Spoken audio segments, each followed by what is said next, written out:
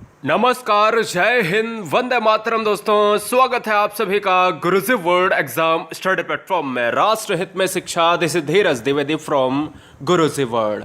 दोस्तों, आज की है वीडियो एक ऐसी स्पेशल वीडियो, हमने एक एक क्वेश्चंस को पेडागोजी में समाहित किया है। यानी टोटल 25 क्वेश्चन होंगे पेडागोजी स्पेशल, जो कहीं नहीं मिलने वाली है। और इन 25 क्वेश्चंस में आपको मिनिमम 15 का स्कोर करना होगा, क्योंकि पेडागोजी से सिंपल कुछ भी नहीं होता। मनोविज्ञान में आपको ज़्यादा से ज़्यादा आज इस वीडियो में स्कोर करना। हर बच्चे के कमेंट को हम चेक करेंगे। 15 क्वेश्चन अगर आपने कर लिए तो समझ जाएंगे कि आपने बहुत अच्छी पढ़ाई करके रखी है और थोड़ा सुधार करने की जरूरत है। पहला क्वेश्चन बिना रुके, बुनियादी स्तर पर मातृभाषा में शिक्षा देना बेहतर क्यों है? दोस्त याद रखिएगा कि अगर पूछा जाए बुनियादी स्तर पर, एक टॉप लेवल की बात नहीं करी जा रही है, बहुत बुनियादी की बात करी जा रही है, जमीनी स्तर की बात करी जा रही है, तो यहां पर जो आंसर जाएगा वो आंसर ऑप्शन 4 हो जाएगा, क्योंकि प्राकृतिक वातावरण में बच्चों को सीखने में सहायता करेगा। कौन सा? बुनियादी स्तर पर अगर बच्चे को मातृभाषा में शिक्षा दे रहे हो, उसकी मदर टंग जो है उसको आप सर्वोपरि रख रहे हो। मेरी बात समझ रहे ना? इसलिए आंसर 4 जाएगा, क्योंकि मातृभाषा यही कहता है कि बच्चे को उसकी भाषा में शिक्षा देनी चाहिए। अगला क्वेश्चन नंबर नेक्स्ट। आपको शिक्षक दिवस पर कुछ विद्यार्थियों ने एक बधाई पत्र भेजा है और यहां पर आप उन्हें बदले में क्या देंगे? भाई सिंपल सी बात है कि आप क्या करेंगे कि बच्चों ने आपको अगर बधाई पत्र भेजा है तो आप क्या करेंगे? कुछ नहीं करेंगे, उन्हें धन्यवाद देंगे। उन्हें पैसों की बर्बादी नहीं करने के लिए बोलेंगे। पैसों की बर्बादी करने के लिए क्या यहाँ पर एक पत्र ही तो भेजा, हो सकता है पेपर में जो है लिख कर दे दिया हो, है ना? उन्हें बदले में शुभकामनाएं देंगे। तो यहाँ पर क्या हो जाएगा? यहाँ पर ऑप्शन बी जाएगा। बी क्यों जाएगा? ऑप्शन डी क्यों नहीं जा सकता? देखिए दोस्त, यहाँ पर बदले में शुभकामनाएं देने का मतलब है कि शिक्षक को देता है। अगर शिक्षक उनको बधाई देता तो अगर शिक्षक दूसरी तरफ भी है तब उसको शुभकामनाएं देंगे, ठीक है ना? अब बच्चे से हम कह दें कि भाई तुमको भी शुभकामनाएं, तो बच्चा क्या अध्यापक है? बच्चा अध्यापक नहीं है, बच्चा आपका शिष्य है। उसको धन्यवाद देंगे, बेटा खुश रहो, ठीक है ना? आंसर क्या जाएगा? ऑप्शन नंबर यहां पर किसके साथ? 2 चला जाएगा, 4 नहीं होगा, है ना? क्लियर हो गया? कंफ्यूजन नहीं करना है बिल्कुल। Question number next. यदि आप किसी कक्षा में पाठ पढ़ाते हैं और एक विद्यार्थी विषय से असंबद्ध एक प्रश्न पूछता है, और आप क्या करेंगे? पूरी तरीके से पेडागोजी है और एक एक बड़ा क्वेश्चन हमने लिया है इसमें। आज मजा आने वाला है दोस्त। आप किसी कक्षा में पाठ पढ़ाते हैं, कल आप एक शिक्षिका बन के जाती हैं, कल आप एक शिक्षक बन के जाते हैं, तो एक आप क्या पढ़ा रहे हैं? पाठ पढ़ा रहे हैं बच्चों को, और एक बच्चा खड़ा हुआ पीछे से बोला कि सर ये बताओ। वो पाठ से बिल्कुल संबंधित नहीं रखता, हो सकता है वो उसके लेवल का क्वेश्चन भी ना हो, अपनी कक्षा का भी क्वेश्चन ना हो, अपने पाठ्यक्रम का भी क्वेश्चन ना हो, कुछ अलग ही क्वेश्चन उसने पूछ दिया, तो आप क्या करेंगे? अब भाई बताना तो है, कुछ तो कहना ही पड़ेगा। उसे असंबद्ध प्रश्न पूछने की अनुमति देंगे? बिल्कुल नहीं करेंगे। उसे असंबद्ध प्रश्न पूछने की अनुमति नहीं देंगे, ऐसा भी नहीं करेंगे, ठीक है ना? उसे गैर अनुशासित जो है समझकर दंडित करेंगे, दंड तो देना ही नहीं है। आंसर जाएगा 4 के साथ। क्यों हमने ऑप्शन ए और ऑप्शन बी नहीं लिया? क्योंकि दे देंगे अगर अनुमति तो बहुत सारे बच्चे पूछने लगेंगे, है ना? फिर पढ़ाई डिस्टर्ब हो जाएगी, और अनुमति नहीं, निगेटिव भी नहीं लेना है। तो इसलिए भाई अगर उस क्लास का क्वेश्चन नहीं है तो उसको समझेंगे और बाद में उसको जवाब देंगे। अगला क्वेश्चन नंबर 4, उसको बैठा देंगे कि बेटा हम इसका क्वेश्चन आपको जरूर देंगे, आंसर जरूर देंगे। क्वेश्चन नंबर 4, किसी बालक की वास्तविक आयु 8 वर्ष है, मानसिक आयु 12 वर्ष है, तो यहां पर उसकी बुद्धि लब्धि कितनी होगी? आईक्यू कितना होगा उसका? तो आईक्यू बराबर कितना होता है? आईक्यू बराबर होता है मानसिक आयु बटे वास्तविक आयु, ठीक है? वास्तविक आयु होता है ना, तो मैं ये कहूंगा कि इंटू 100 यहां पर होता है। और आईक्यू बराबर, अगर मानसिक आयु कितनी है? मानसिक आयु है 12 और यहाँ है वास्तविक आयु 8, क्योंकि वास्तविक आयु 8 लिखा है, इंटू 100 है। हम कहेंगे सर यहाँ पर 4 दूनी 8, 4 दूनी 8, 4 पंचे 20 और 2 छंग 12, 6 का अगर हम 25 में करेंगे तो 6 पंचे 30 और 6 दूनी 12, 13 14 15 हो जाएगा। बहुत सिंपल में काटा है, 150 आंसर हो जाएगा। आंसर क्या जाएगा? ऑप्शन नंबर डी के साथ चला जाएगा। मेरी बात समझने की कोशिश कर रहे हैं कि नहीं? क्वेश्चन गणित वाला नहीं था, बच्चे कहे कि सर गणित वाला है, अरे थोड़ा बहुत तो करना ही पड़ेगा, सिंपल सी बात है, इतने बड़े हो चुके हैं आप। क्वेश्चन 5, प्राथमिक कक्षाओं में विषय वस्तु की नीरसता को दूर करने के लिए शिक्षक को उपयुक्त शिक्षण नीति का उपयोग करना चाहिए। अरे भाई, प्राथमिक कक्षा है, प्राइमरी लेवल का बच्चा है, प्राइमरी लेवल का अध्यापक अध्यापिका है और पढ़ाने के लिए एक स्टूडेंट को पढ़ाना चाहता है, 50 स्टूडेंट को पढ़ाना चाहते हैं आप सभी, और उस क्लास में नीरसता है, बहुत ज़्यादा नीरसता है, बच्चे मन नहीं लगा रहे हैं, तो आप उस विधि का प्रयोग करेंगे जो खेल और मनोरंजन वाली विधि हो। तो इसलिए इस क्वेश्चन का राइट आंसर 5 का थर्ड हो जाएगा, ऑप्शन थर्ड को लॉक किया जाए। क्वेश्चन नंबर 6 क्या कह रहा है? क्रियात्मक अनुसंधान का प्रमुख कार्य क्या है? क्रियात्मक अनुसंधान का प्रमुख कार्य क्या है, जरा जवाब दीजिएगा। तो इस क्वेश्चन में ऑप्शंस नए तथ्यों की खोज करना, स्थानीय समस्याओं का समाधान करना, या ज्ञान देना, या नई व आधारभूत समस्याओं का समाधान करना। इस क्वेश्चन में बहुत सारे बच्चे गलत कर जाते हैं, तो मेरी बात ध्यान से सुनिएगा कि इस क्वेश्चन का जो राइट आंसर माना जाता है, आयोग मानता है, वो स्थानीय समस्याओं का समाधान करना, क्योंकि अनुसंधान समस्याओं से जुड़ा हुआ है, समस्याओं को खोजिएगा और उनका समाधान भी करना है। देखिए, समस्याओं को खोजना ही अनुसंधान नहीं, खोजना ही है और समाधान भी करना है, ठीक है। तो आंसर जाएगा 2 के साथ। अगला क्वेश्चन नंबर 7 लेता हूं, बड़ा अच्छा क्वेश्चन है।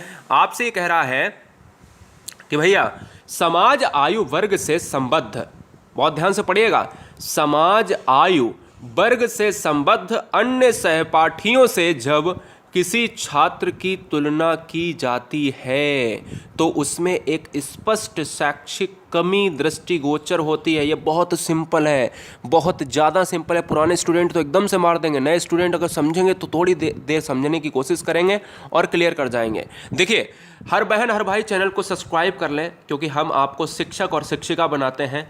हज़ारों की भीड़ नहीं, लाखों की भीड़ नहीं, यहाँ दोस्त बहुत सारे परिवार जुड़े हुए हैं। आप मिलियंस बच्चे हमारे साथ जुड़े हुए हैं, मतलब मिलियंस का मतलब है मिलियंस बच्चे, और सारे बच्चे शिक्षक शिक्षिका ही बनना चाहते हैं। तो मतलब कुछ तो ऐसा गुरुजी वर्ड एग्जाम स्टडी पर होगा जो लाखों बच्चे हर 6 महीने में क्रैक करके एग्जाम एक बेहतरीन सीट प्राप्त करते हैं। चलिए, क्वेश्चन नंबर 7 का यहाँ पर आंसर क्या हो जाएगा? पिछड़ा बालक। क्यों हो जाएगा? देखिए, जब कह रहा है यहाँ पर समाज आयु वर्ग, समाज आयु वर्ग का मतलब है यहाँ पर हम एज की बात कर रहे हैं, और यहां पर कभी कभी समान भी लिख देता है। समान आयु वर्ग लिख दे या समाज आयु वर्ग, समाज कहा जाता है मनोविज्ञान की भाषा में, फिलहाल आप समान आयु वर्ग समझिएगा। संबद्ध अन्य सहपाठियों से एक ही क्लास में बैठा हुआ बालक, 50 कक्षा के 50 बच्चों के बीच में एक बैठा बच्चा, इन 50 से तुलना की जाती है, या उसका मित्र भी कक्षा 4 में पढ़ रहा है और वो भी कक्षा 4 में पढ़ रहा है, जैसे हम कक्षा 4 में हो और आप भी कक्षा 4 में हो, और आपकी हमसे तुलना कर दी जाए, और आपकी जैसे ही मैंने तुलना की, हमने 4-5 सवाल किसी बंदे ने पूछे और हमने 2-3 सवाल नहीं दे पाए और आपने सभी सवालों के जवाब सही दे दिए, तो जो कमी हुई है ना दृष्टिगोचर, वो पिछड़ा बालक। अरे भैया, जो शैक्षिक कमी होती है ना हम एज के बच्चों में, एक ही क्लास के बच्चे अगर ज्ञान में कमी आती है, पाठ्यक्रम में कमी आती है, बच्चे जवाब नहीं दे पाते हैं, बच्चे कार्य नहीं कर पाते हैं समय से, तो कहीं ना कहीं वो बच्चा शैक्षिक दृष्टि से पिछड़ गया है। क्वेश्चन नंबर 8, किसने यह कहा कि सृजनशील मानव मस्तिष्क द्वारा संबंधों को रूपांतरित करके एक नई विषय वस्तु का रचनात्मक सृजन कर नए अंतः संबंधों का विकास करने की शक्ति का पर्याय है? देखिए कितनी बड़ी परिभाषा। अब इतनी बड़ी परिभाषा याद कैसे करें? ये क्वेश्चन याद करने के लिए हर चीज़ रटी नहीं जाती है, कुछ चीज़ें समझी भी जाती हैं। देखिए दोस्त, यहाँ पर सृजनशील, आप जानते हो ना, क्रिएटिविटी की बात करें तो यहाँ पर क्वेश्चन वहाँ से लिया गया है। सृजनशील मानव मस्तिष्क द्वारा संबंधों को रूपांतरित करके नई विषय वस्तु का रचनात्मक सृजन कर। अरे भाई, अब इसको याद करने के लिए आप याद रखो कि कोई भी बंदा है, नर माने आदमी, ठीक है ना, और हम ये कहेंगे कोई व्यक्ति है, तो वही व्यक्ति सृजनशील होगा ना, वही मनुष्य सृजनशील होगा। ऐसे ही आप याद रख लें, ऑप्शन जाएगा थर्ड के साथ। क्लियर है? चलिए, क्वेश्चन नंबर 9 बहुत उम्दा प्रश्न है। कह रहा आईपीसी का पूरा अर्थ क्या होता है? अब ये क्वेश्चन 2 तरीके से पूछा जाता है। एक तो आईपीसी का इंग्लिश में फुल फॉर्म पूछ लेता है, और एक आईपीसी का हिंदी में फुल फॉर्म पूछ लेता है। तो ये दोनों क्वेश्चन आपको ये वाला हिंदी में पूछा गया है, मैं आपको दोनों में बताऊंगा। देखिए दोस्तों, यहां पर जो आंसर चला जाएगा वो ऑप्शन नंबर किसके साथ, 2 के साथ चला जाएगा, भारतीय दंड संहिता। भारतीय दंड संहिता का मतलब है कि इसको आईपीसी कहा जाता है। अब आईपीसी कहा तो जाता है, लेकिन इसका फुल फॉर्म क्या होता है? इसका फुल फॉर्म होता है इंडियन होता है ना, ठीक है ना, इंडियन पेनल। पेनल की स्पेलिंग ये होती है पेनल, और पेनल का मतलब डी का मतलब होता है आईपीसी की, मतलब बात करें सी का मतलब होता है कोड। तो यहां पर क्या हुआ कि आईपीसी जो इंग्लिश में पूछा जाए तो इंडियन पेनल कोड, और हिंदी में पूछा जाए तो भारतीय दंड संहिता। ऑप्शन किसके साथ चला जाएगा? ऑप्शन चला जाएगा ऑप्शन नंबर बी के साथ। कोई समस्या आएगी बताइए? अगर क्वेश्चन में पूछा जाए स्थापना किसने करी, स्थापना करी है लॉर्ड मैकाले ने। कब करी है? अगर क्वेश्चन में पूछा जाए कब करी है, 1860 में करी है। सारी चीजें मैंने आपको बता दी। अगला क्वेश्चन लेता हूं, क्वेश्चन नंबर 10। बालक का प्रारंभिक विकास मुख्यतः किस पर निर्भर करता है? बालक का प्रारंभिक विकास मुख्यतः निर्भर करता है माता और पिता पर। एनवायरनमेंट और एनवायरनमेंट स्कूल नहीं भाई, प्रारंभिक विकास की बात कर रहा है। बहुत सारे बच्चों ने आंसर सी लगा दिया और गलत हो गया। अब ये मत करें कि मैंने पढ़ नहीं पाया और मैंने आंसर सही किया, मेरा जवाब सही होना चाहिए।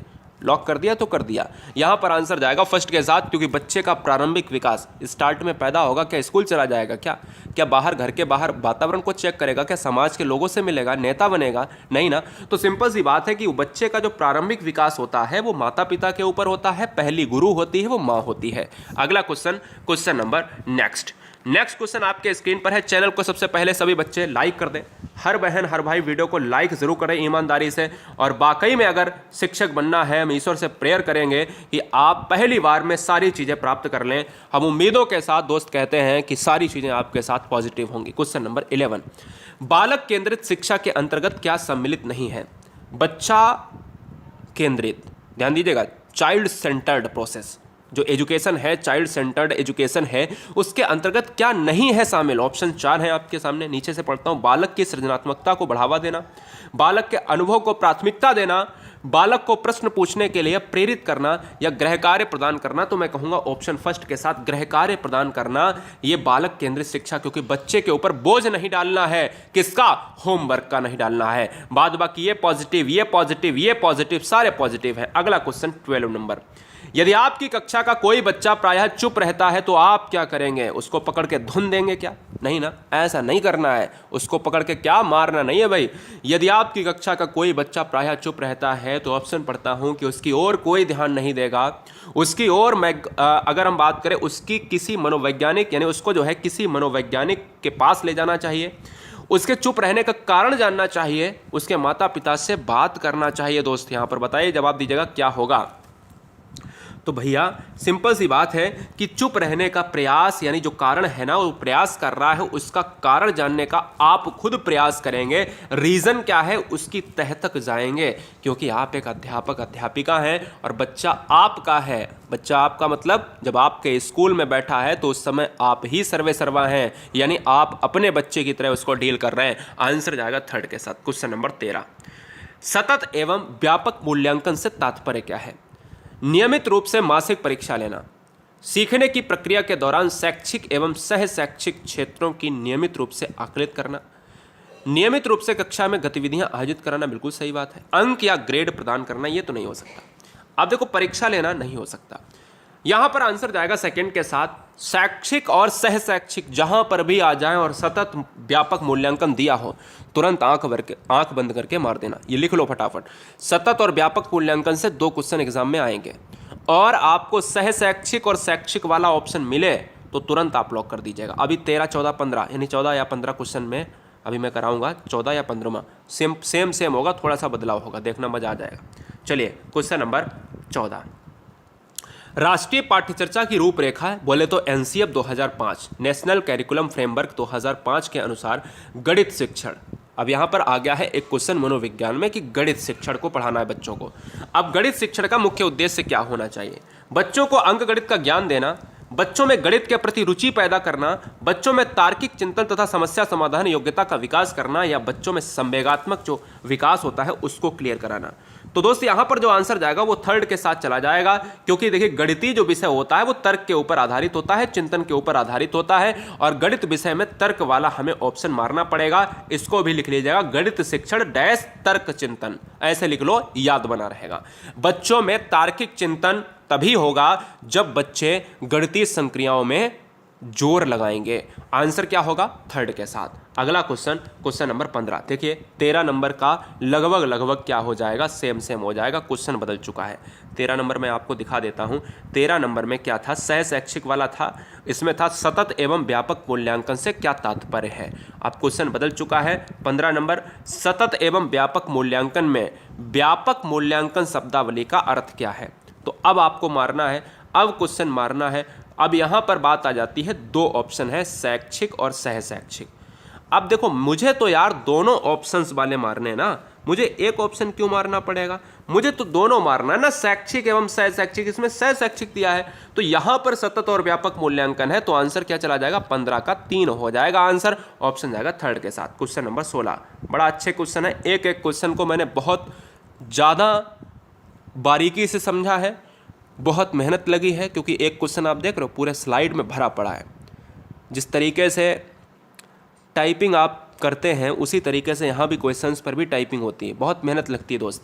क्वेश्चन नंबर 16 देखिए, शिवानी, मैं अभी ये भी तो लिख सकता था यहाँ पे कि कोहलर कहाँ के मनोवैज्ञानिक हैं, या थॉर्नडाइक कहाँ के मनोवैज्ञानिक थे, इंडिया, भारत, रूस, है ना, बहुत सिंपल है। तो वो भी कराते हैं, सब कुछ कराते हैं, लेकिन आज पेडागोजी स्पेशल है तो सब कुछ यहाँ पे इंपॉर्टेंट तरीके से आपको पूरा फोकस करना पड़ेगा। शिवानी द्वारा पूछे गए एक प्रश्न का उत्तर शिक्षक तत्काल नहीं दे सकता। ये कितना अच्छा क्वेश्चन है। अब जैसे बहुत सारे शिक्षक और शिक्षिका बन के जाते हैं आजकल स्कूल में, तो उनको लगता है कि हम ही सर्वे सर्वा हैं।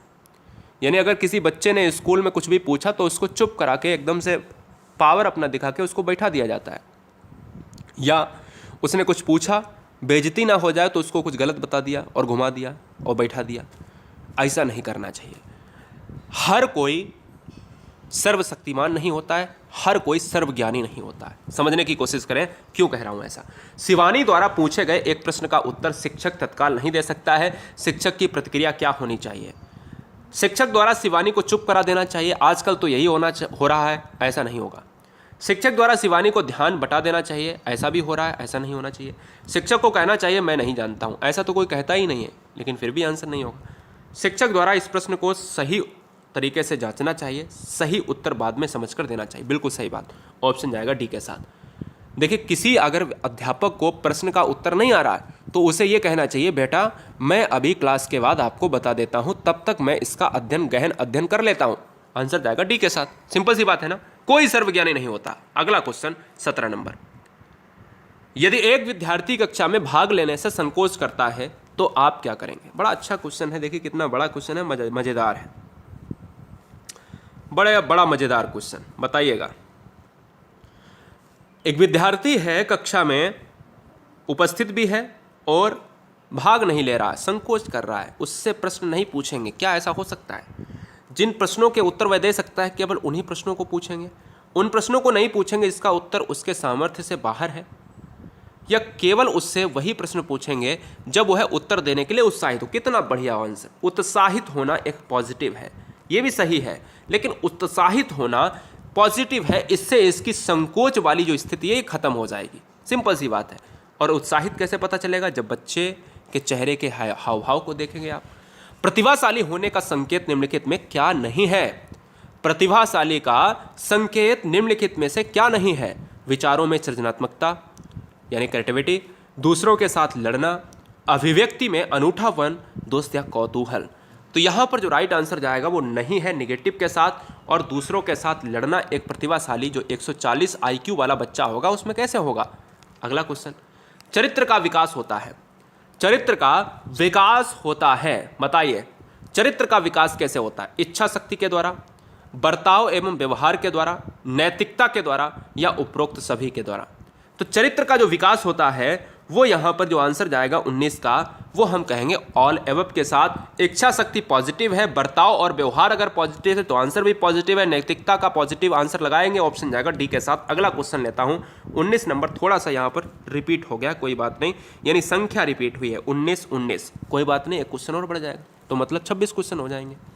विद्यार्थियों की उपलब्धि का मूल्यांकन करने के लिए शालाओं में उपयोग में आने वाली विधियां हैं। शालाओं का मतलब है कि जो बच्चे हैं पढ़ रहे हैं कक्षा में। यहाँ पर परिमाणात्मक एवं निरीक्षण विधि, परिमाणात्मक एवं गुणात्मक विधि से बच्चे के मूल्यांकन की बेहतरीन एक विधि है। गुणात्मक और साक्षात्कार विधि नहीं लेनी है। आंसर हमारा हमेशा याद रखिए, गलत किया है तो कोई बात नहीं, इसको स्क्रीनशॉट ले लो। आंसर जाएगा परिमाणात्मक और गुणात्मक विधि। अगला क्वेश्चन 20 नंबर, आशा 14 वर्ष की आयु में वह सब कार्य करती है जो अधिकतर 6 से 7 वर्ष के बच्चे करते हैं। आशा की यह अवस्था का कारण है। बड़ा अच्छा क्वेश्चन है, कितना जबरदस्त और धांसू क्वेश्चन है। आप भी कहोगे सर मज़ा ही आने वाला है आज। यानी 14 क्वेश्चन नंबर 20 नंबर को अगर ध्यान से पढ़ोगे तो इतना ज़बरदस्त क्वेश्चन है कि क्वेश्चन में वो दम है कि आप ये कहोगे कि वाकई में अच्छा क्वेश्चन है। अगर गलत करोगे तो भी आप कहोगे कि मज़ा आने वाला है सर। देखिए दोस्त, यहाँ पर मैंने इस क्वेश्चन को अभी ऊपर कराया है, ऐसा क्वेश्चन नहीं था, लेकिन उसकी लैंग्वेज ऐसी थी। लैंग्वेज ये थी दोस्त, हमने आपसे कहा था कि अगर मैं हूं और आप हूं, आपके बीच में मेरी तुलना करी जाए तो मैं कहता हूं कि भाई पिछड़ापन है। लेकिन अगर कोई 14 वर्ष का बच्चा है और वह काम तो 6-7 वाला कर पा रहा है, यानी एक 14 साल का बच्चा है। देखो यहां पर मैं आपको कंपैरिजन लेता हूं, जैसे आप हो 6 साल के और मैं हूं 14 साल का, माना कि, ठीक है ना, माना कि आप हो 6 साल के और मैं हूं 14 साल का, तो आप जो कार्य कर ले रहे हो वही कार्य मैं भी कर पा रहा हूं। तो मतलब क्या हुआ, कमजोर कौन हुआ? कमजोर तो मैं हुआ ना, यानी मैं कमजोर हुआ, क्योंकि मैं तो दूनी एज से भी ज़्यादा हूं और मैं तो वही कार्य कर रहा हूं जो आप कर ले रहे हो। भाई सिंपल सी बात है। तो इसलिए इसको कहेंगे मानसिक अक्षमता कहेंगे, यानी सीखने में जो हमारा ऑब्स्टेकल है यही दोस्त यहाँ पर कारण बनेगा। ऑप्शन जाएगा फर्स्ट के साथ, डिसेबिलिटी है हमारे अंदर। आंसर जाएगा ए के साथ। अगला क्वेश्चन 22, लिंग का निर्धारण होता है। यह क्वेश्चन जीके में भी पूछा जाता है और आनुवंशिकता के तहत मनोविज्ञान में भी पूछा जाता है। लिंग का निर्धारण होता है, तो लिंग का जो निर्धारण होता है वो पिता के द्वारा होता है, इसलिए बहुत सारे बच्चे ऑप्शन सी को लगाकर आते हैं। अगर आप गलत किए हैं तो आज लिख लो, ये क्वेश्चन रिपीट होगा। बेहतरीन क्वेश्चन है, BIMP क्वेश्चन है और बहुत सारे बच्चे इस क्वेश्चन को गलत करने की कोशिश करेंगे। अगला क्वेश्चन लेता हूं 23 नंबर में, शिशु जब गर्भ में होता है तो संवेदनशीलता सबसे पहले कहां पर स्टार्ट होती है, बताइए। तो क्वेश्चन और बचे हुए हैं। गर्भावस्था में शिशु जो संवेदनशीलता की बात करें तो सिर से स्टार्ट होती है, क्योंकि सबसे पहले निर्माण जो है सिर का होता है। आंसर भी सिर के साथ जाएगा। ये वीडियो हमारी 3 मिलियन में एक ऐसी वीडियो है जिसमें मैंने थंबनेल में ये क्वेश्चन लगाया हुआ है, आपने ध्यान दिया होगा। लगभग 3 मिलियन पहुंच रही है। क्वेश्चन नंबर 24, बालिका शिक्षा को महत्ता देना उचित है। बालिका शिक्षा को महत्ता देना उचित क्यों है? क्योंकि बालिकाएं बालकों से बुद्धिमान होती हैं अधिक, बालिकाएं बालकों से अल्पसंख्यक होती हैं। अतीत में बालिकाओं की बुरी तरह से विभेदित किया जाता है, यानी पूरी तरीके से लिंग परिवर्तन की बात, यानी लिंग जेंडर की बात करी जाती है कि नहीं बच्चे बहुत होशियार हैं हमारे, लड़कियां बहुत कमज़ोर हैं। किसी सामाजिक परिवर्तन के नेतृत्व में केवल बालिकाएं ही समर्थ होती हैं। तो यहाँ पर जो आंसर जाएगा वो 24 का डी ही माना जाता है। पूरी तरीके से जो समाज को, वो कहाँ पर है, डी है ऑप्शन 4 में, ठीक है ना। सामाजिक परिवर्तन के लिए हम बालिकाओं को लगाएंगे, याद रखिएगा। यहाँ पर बहुत सारे बच्चे केवल को देखकर नेगेटिव सेंस ले लेते हैं, लेकिन ये बालिकाओं के लिए एक अपवादित है और अपवादित के ही साथ साथ पॉजिटिव आंसर है। ऑप्शन जाएगा डी के साथ। अगला क्वेश्चन 25, यदि कोई विद्यार्थी आपका सम्मान नहीं करता है तो आप क्या करेंगे? आप क्या करेंगे बताइए। तो आप क्या करेंगे? तो इस क्वेश्चन का जो राइट आंसर जाएगा तो उसके अभिभावक से आप बात करेंगे, थर्ड आंसर राइट हो जाएगा। दोस्त यहाँ पर 30 क्वेश्चन हमने कराए हैं और वीडियो को आपने बहुत सारी बहनों ने, बहुत सारे परिवारों ने हमारे इस परिवार को सब्सक्राइब नहीं किया है। थोड़ी सी क्या होती है ना, थोड़ा सा दुख होता है। लाइक वाइक में क्या हो जाता है? कुछ नहीं होता है, कुछ नहीं होता है मेरे भाई, ठीक है ना। इससे कुछ नहीं होता है। मैं तो ये कहता हूँ बिल्कुल मत करिए, लेकिन सिलेक्शन जब हो जाए ना तो कहीं ना कहीं एक बार बता जरूर देना गाइस, क्लियर है ना। क्योंकि हम एक टीचर वैकेंसीज पर ही फोकस कर रहे हैं, हम पूरी तरीके से खिचड़ी पकाने वाली बात यहाँ पर नहीं कर रहे हैं गाइस, ठीक है ना। तो इसलिए बनाकर ही छोड़ेंगे, और बना दिया समझ लो, बस पढ़ते रहो ईमानदारी से। Love you guys, thanks for watching video Guruji word exam study. Vande Mataram. आप सभी के परिवारों को, माता पिता को मेरा जय हिंद। सभी को आदाब, सत श्री अकाल, सभी को प्रणाम, सभी को नमस्ते, सभी को सत श्री अकाल। और फिर मिलेंगे दोस्त नेक्स्ट वीडियो में। तब तक के लिए सब्सक्राइब करें। और एक टेलीग्राम ग्रुप है GURUJI एक स्पेस WORLD, इसको सर्च करिएगा और तुरंत इसको ज्वाइन कर लीजिएगा। लाखों बहनें लाखों भाई जुड़े हुए हैं। वंदे मातरम।